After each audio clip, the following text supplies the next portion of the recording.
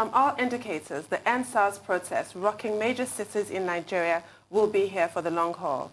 Some stakeholders have been calling for a return to normalcy with an appeal to the young people driving the movement to at least give government a chance to implement the set of concessions it has made in response to their demands. Having secured the approval of their 5-point demand from the federal government, protesters say that they are not backing down until justice prevails, and culprits among the disbanded operatives of the police special anti-robbery squad are all made to go through psychological evaluation and face the full wrath of the law. For more on this, we're now being joined by Daggar Tolar, author, poet, and spokesperson for the Movement of Socialist Alternative. Daggar Tolar is also the founder of AJ House of Poetry. Welcome to the program. Good morning. Thank you very much. We want to say a very big thank you to this TV station for all of the beautiful work you've been doing all through the years. Nigerians are watching, and the commendations will continue to come for all of this beautiful documentary and documentations of how things ought to be appropriately reported. Well, AJ Daggar Tolar, good morning, and good to have you here. Well, I know you're a poet, author of that famous poem, "This Country is Not a Poem." Thank you. Because of this conversation, we'll still be asking you whether you are still convinced that this country is not a poem.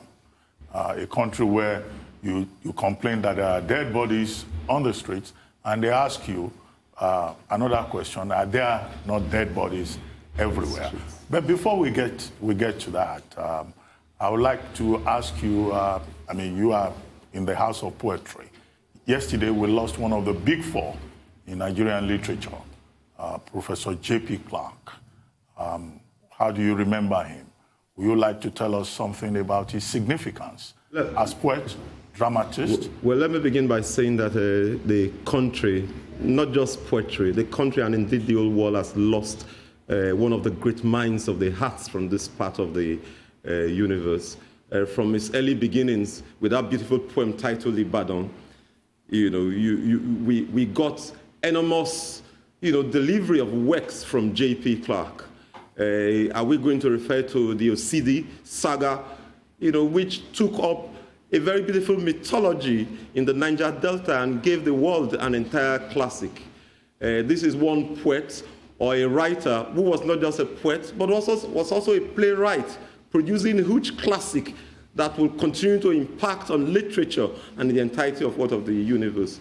We can't forget that beautiful poem of him titled The Casualties, which successfully documented, the pains that Nigerians continue to go through, though that particular poem mirrored the situation falling out from the Civil War. But the truth is that Nigerians, in spite of 60 years of independence, the citizens have continued to be casualties of how this society is governed and managed.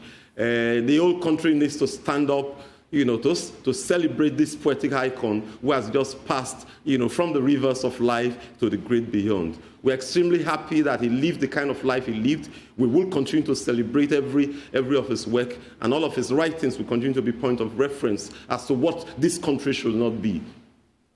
Indeed. Today will be a good day for everybody to read Casualties. We are all casualties. But my question for you is about your collection, This Sick Republic, and how true those words are ringing today with these protests going on. I'd like to hear your thoughts about the huge outwave of anger from our Nigerian youths and what your thoughts on that are. Our Nigerian youths that we've all heard described as lazy youths, we've all assumed were sedated by, social media, Big Brother, and, shallow pursuits, have demonstrated that they are anything but sedated. They are wide awake and they are enraged. I'd like your commentary on that. Well, let me begin by saying that the events that have occurred the past 1 week in the country should be celebrated. All of those who have written of Nigerians' young people as lazy, as not capable of understanding what is happening in their environment, and that they are not necessarily willing to act against all of the acts of injustice. Again, which is why we must but celebrate the series of events that have occurred. Young people in this country have demonstrated clearly that they want to reclaim back their country. They can't and will not continue to accept the kind of conditions in which they've been condemned to live in. We must not forget that the question of EndSARS and the question of police brutality are not just the issues. These issues are fed by a lot of other relevant issues that are affecting young people. Nigeria has an unemployment army of 21.7 young people that practically have nothing to do. In a country of huge, fantastic resources, a country that has refused to pay unemployment wages, unemployment allowances to young people in this country. You now have a police force, which has even a better wage beyond what exists as the minimum wage, employing their guns as instruments of coercion, and brutality on innocent citizens all across the country.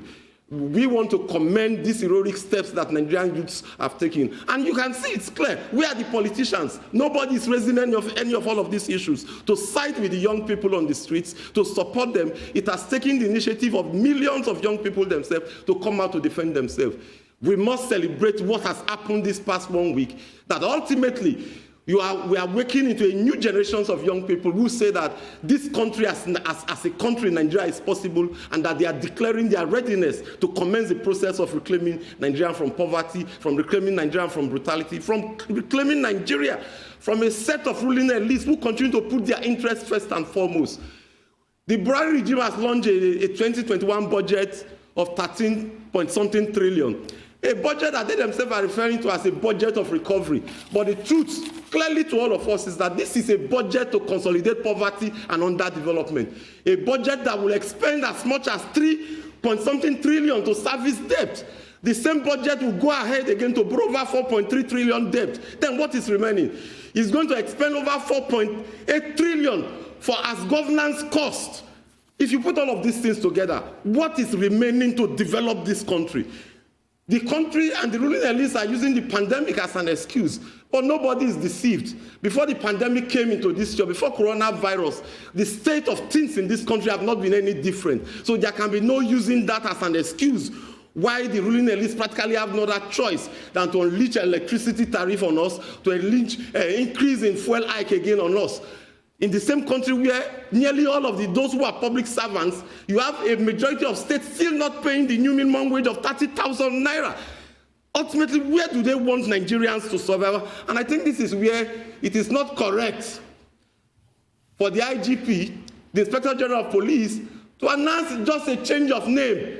Indeed, in the heat of this huge protest against police brutality, Nigerians have been shot and killed on the street. If Mr. Inspector General is honorable, the least that you should expect from him is for him to tender his resignation as a basis of offering an apology to all of us as Nigerians, that if in the thick of mass successful peaceful protests, in the midst of mass successful peaceful protests for Nigerians to demand an end to police brutality, you will have the police shooting and killing peaceful protesters on the street. In the preparation for the fuel hike. And these are the issues that we must begin to raise when we want to talk of the necessity for police reform. To have a situation where police officers are armed with guns to take on civil issues, this must come to an end. To have a human rights desk that is managed by the police authorities themselves, it means that they cannot be fair when questions of injustice and crimes are committed by police officers and these issues are raised. They can't be judges in their own issues. So our police stations have human rights desks that does not have the input of members of the working people and various members of the community in determining who and who is arrested for what crimes they are arrested for. It was Fela in one of his beautiful songs that reminded us or informed us that police station are bank, the DPO na bank manager. And what this simply says is that the entire top hierarchy of the police are part of the process of the corruption and brutality that is taking place. But I'm not oblivious of the state of our police stations, of the state of the fact that the rank and file members of the Nigerian police force themselves are unprotected. It is wrong to have a situation where police officers have to buy their uniforms, buy their boots, buy their stationaries.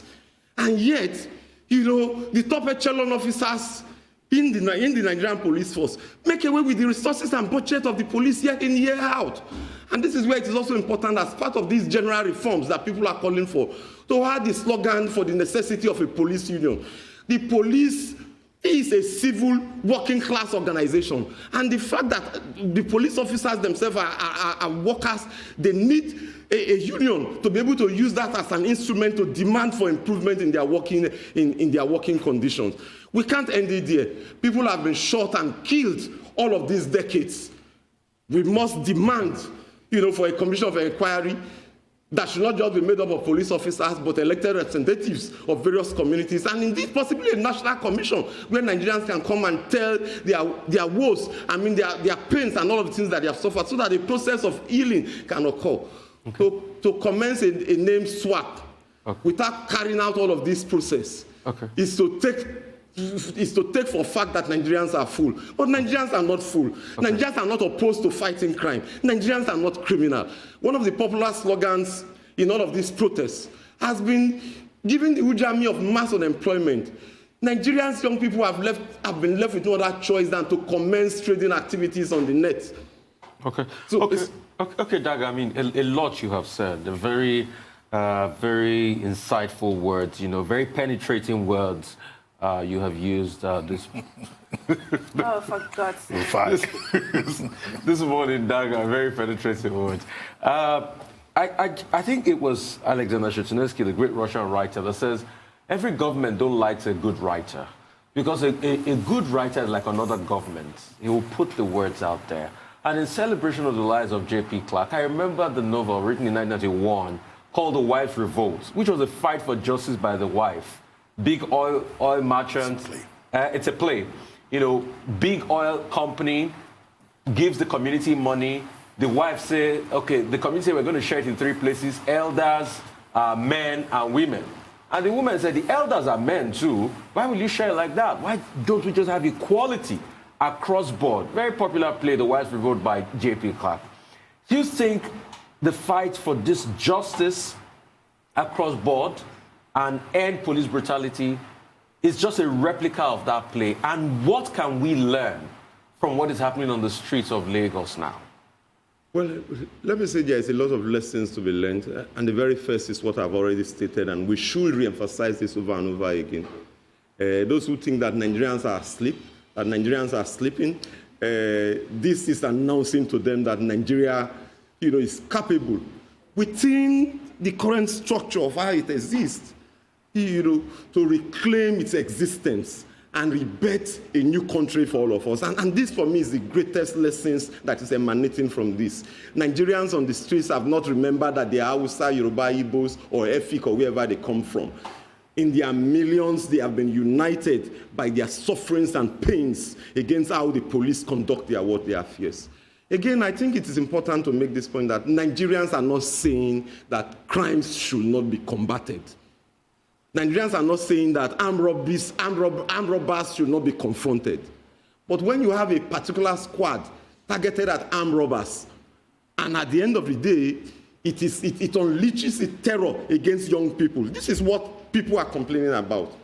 I think it's also instructive to say that beyond the sense of unity and solidarity that has been displayed on the street, it is important to reference the aborted general strike of September 28th. Because all of the reasons that the labor leaders have given for calling off this strike. Don't forget, we have a budget, a 2021 proposed budget, that enshrines it clearly on it, that one means by which 2021 will make resources is that fuel price will be increased, electricity tariff will be increased. So more and more is going to come subsequently. And yet, in the face of all of this, the labor leaders called off, a strike which was aimed, targeted at providing opportunity for Nigerians to demonstrate their anger against the regime. That anger has taken a new outlet. And I think our labor leaders must see that they are vacating their historical responsibility. In the heat of all of this thing, there was a massive one-day general strike that was called by South African labor unions, with all of the 4 unions united together in calling a single-day general strike.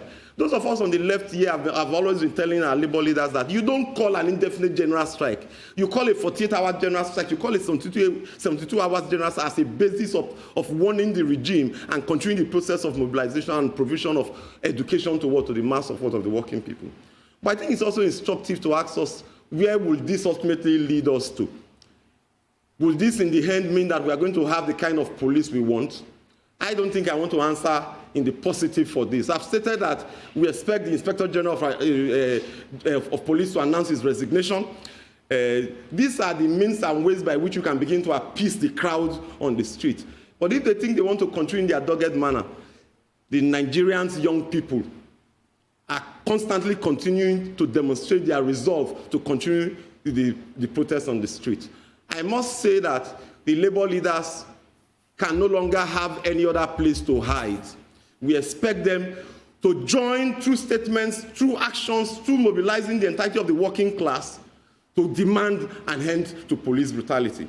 We expect the labor leaders to issue a call for the Inspector General of Police to resign his appointment as Inspector General of Police. Let's have a new face. This doesn't mean that things will automatically change, but it will appease the protesters on the street that their words and pleas is being heeded. It's also important to tell the labor leaders that they must be in the forefront in the campaign for a police union, for our police officers in all parts of the country.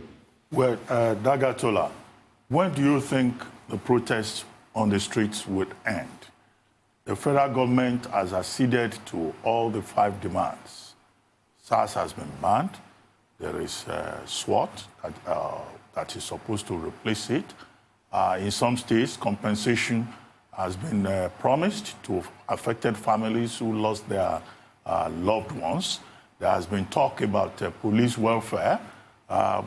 Demand 4 from the Nigerian youths about psychological reorientation. We're told that by next week, that will be carried out. And yet, the angry youths of Nigeria are still out there on the streets. It's been raining this morning in Lagos. They are out there on the streets. Instead of the protests reducing, it's moving from one state to the other. Outside Nigeria, in fact, in France, the protest in France by Nigerians in diaspora is scheduled for October 17. Meanwhile, the Nigerian government has made some overtures. When will this protest end? Is it that, the Nigerian youths are not yet satisfied that their demands have been met? It might be too early to say that we are heading the way of Sudan or heading the way of Egypt at this stage of the growth and development of the protest movement on the streets of Nigeria. It is clear that the issues confronting not just young people, confronting a majority of Nigerians, is not just the question of police brutality. I've given, words to the fact that we have a country, an entire country that is unemployed. The statistics of unemployment in Nigeria, as statistics combines 3, 4, 5 countries together, the entire population of 3, 4, 5 countries together in the whole of West Africa. How do you address the question of unemployment in Nigeria? How do you address the question of the fact that ASU has been on strike? The state of education in Nigeria. These are issues that affect the young people. How do you address the question of accommodation, housing, the question of our bad roads? These are issues in the underbelly that will ultimately rise and will come up. So if the Buhari regime thinks that we are just talking about the question, or young people are just bothered about the question of police brutality and the conduct of the police are also are suffering and going through what Nigerians are going through. So ultimately, these events will give life to a new movement. A new movement is emerging on the street. And this is a movement that cannot be stopped. Ultimately, this anger will grow. This organization will grow. At this stage, the movement and a majority of those in the forefront of the movement are insisting that the movement has no leadership, that the movement is spontaneous. Yes, it began as a spontaneous movement, but as it grows from day to day, like you have given words to 2 in the studio, it is clear that an organization will emerge from all of this process, and a clear demands as to what we need, as to what we put this country forward will be put forward. The last guest here has articulated all of the issues around the judiciary and the elections. These are issues that must also come to the street. A 2021 budget which is selling this country and servicing our debt, servicing this country with the resources of every naira, every dollar we are going to make from oil and from non-oil revenue, a debt servicing that surpasses that. it requires people to be on the street to say that this budget must be amended, to demand that this debt shouldn't be paid. That is the resources that is needed to develop this country ultimately. That is the resources that is needed to create new jobs, to improve our universities, to build new schools, primary and secondary school in all parts of this country, so that more and more young people can go to school. So it is interesting to all of us as we watch events develop that we can't afford to stay on the side, and which is why we will continue the appeal that the trade unions, the trade union organization must not ignore what is going on. This is a rescue mission to save Nigeria ultimately. Nigerians can't stand to stand aside. The churches, we must also make appeal to the churches. We must make appeal to the mosques. They must not ignore the young people on the street. Police must end the process of impunity of having to shoot at peaceful protesters. The question of a protest is a democratic right, and this must be defended and protected for life. So it is not just the question of SARS. It is not just the question of police brutality. As the movement grows, Nigerians will come into full consciousness of a necessity and the struggle to reclaim Nigeria for the majority of Nigerians, not just for members of the billionaire club. Well, we'll all be here observing and participating as the movement evolves, potentially into that vaunted third force we heard so much about but has yet to materialize. This might be the turning point. But there have been 5 demands from the protesters with regards to ending police brutality. Do you see further demands being codified and made to the government with regards to other situations that you've mentioned, other challenges that you've mentioned? Because you've made a lot of points, all of which are obviously cogent, they're all relevant. But is anything going to be put in writing the way those 5 demands were and presented to the government? Well, I was involved in the protest in Ajegunle last Saturday.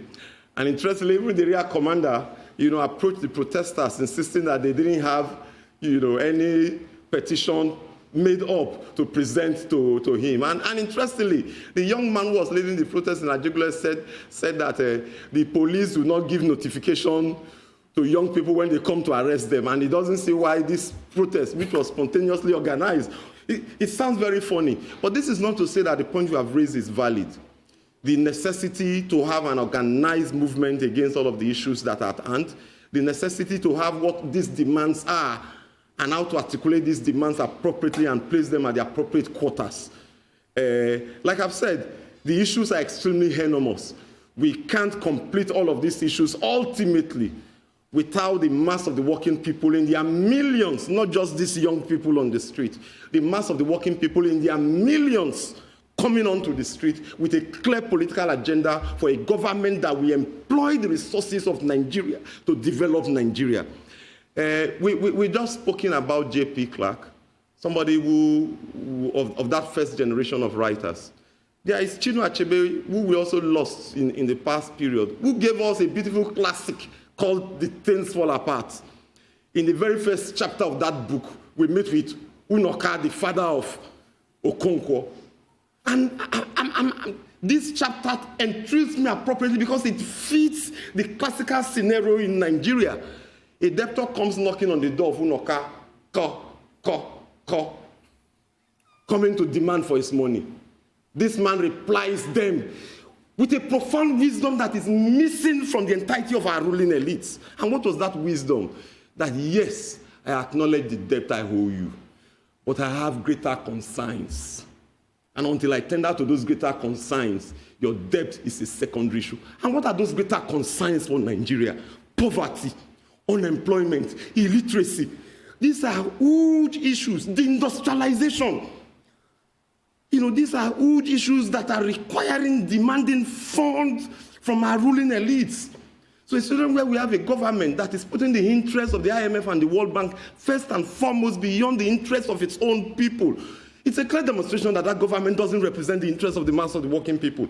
It is from this context that it is clear that we can only hope that this movement, wherever it gets to, garners the appropriate lesson that, number one, Nigeria is possible. But that possibility is in the democratic nature of having a society where the millions of people can be involved in the process of how society is run. And this protest is demonstrating it. Is it that the Buhari regime or past regime didn't know that Nigerians were suffering? 10 years ago, we led a massive protest in Ajegule against police brutality. And for like 2-3 months, all of the roadblocks disappeared. New DPO came, consulted, spoke with us and everything. But 10 years after, you are back to a worse conditions. So it's also instructive to say that Nigerians are garnering another valid lesson, that it is only when they come out in their millions. The ruling elites cannot be trusted. It's only when they come out in their millions and insist and demand that this is what they want, this is how society must be governed, that ultimately the ruling elites will have no other choice than to acquiesce to their major demand. And I think this is one special feature of this emerging movement that we must applaud. We want to say there can be no better memory for J.P. Clark than the events that are occurring now, that Nigerians are immortalizing J.P. Clark at a period demonstrating through their valor and strength on the street to say that, yes, all of the things we have written about injustice, as pointed out in the Wives' Revolt, is being manifested in the Youth Revolt currently. It's also important to say that our women, our young girls, have been part of this growing movement. That again is another positive development for our national psyche, for our national consciousness. To have a woman in person of Yusufu in Abuja playing a frontal role. We must break the barriers that women are second-class citizens and they must just sit back while young boys and young men or men take the affairs of the destiny of this country. In this protest, more and more women, young girls have demonstrated that this country also belongs to them and that they want to be part of the process of transforming and making Nigeria a better one, a better country for each and every one of all of us. Well, thank you very much, Daggar Tolar, for those comments, particularly on Professor J.P. Clark, or simply J.P. Clark, or simply J.P. Clark Bekederemo. So we end this conversation with a poem, one of his popular poems, Ibadan. Running splash of rust and gold, flung and scattered like among 7 eels, like broken china in the sun. Beautiful. May his soul rest in peace. Amen. Thank you very much, Daggar Tolar.